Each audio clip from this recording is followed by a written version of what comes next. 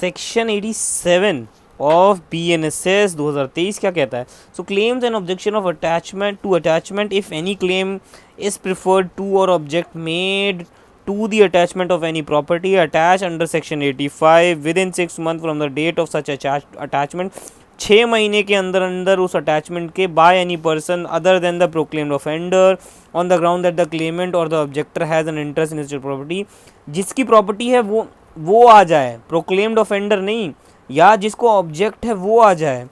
On interest in such property. मान लो कोई property attach की गई है और उस प्रॉपर्टी में आपका इंटरेस्ट है, आप आ जाओ कि जी हमारा इंटरेस्ट है इसमें, and such interest is not liable to attachment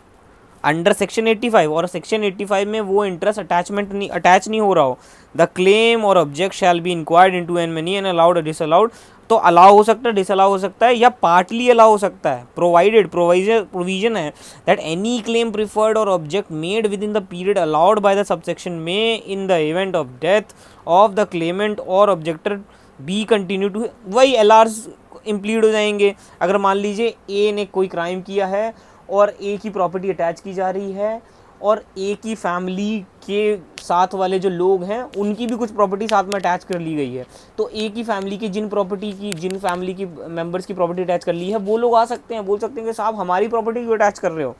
और अगर मान लीजिए उनका देहांत हो जाता है, they expired somehow, then their LRs can come कि that we have some interest in this property. तो either court will allow this partly or whole. Then subsection 2 क्या कहता है? क्लेम और ऑब्जेक्शन अंडर सेक्शन 1 में be preferred or made in the court by which the order attachment is issued or if the claim object is in respect of the property attach in order to endorse under the subsection 280 of section 85 of the court of the chief judicial magistrate of the district in which attachment is made. Every such claim or objection shall be inquired in the court which preferred by the made, provided that if the preferred or made the court of chief judicial magistrate, he may make over the disposal of magistrates subordinate to him any person whose claim objection has been disallowed in whole or part in within a period of 1 year from the date of such order instituted a suit establish the right which he claims in respect of the property dispute but